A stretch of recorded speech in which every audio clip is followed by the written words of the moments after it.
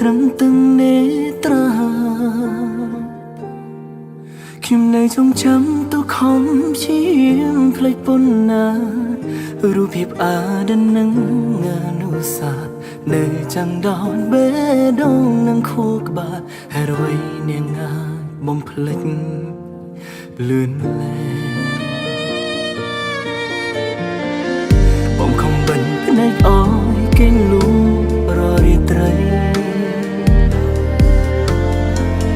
ដឹងច្បាស់ថាគេគ្មានថ្ងៃនឹងវល់វៃខាងក្នុងសែនឈឺតែត្រូវចាប់ផ្ដើមជាថ្មីទឹកភ្នែកនៅ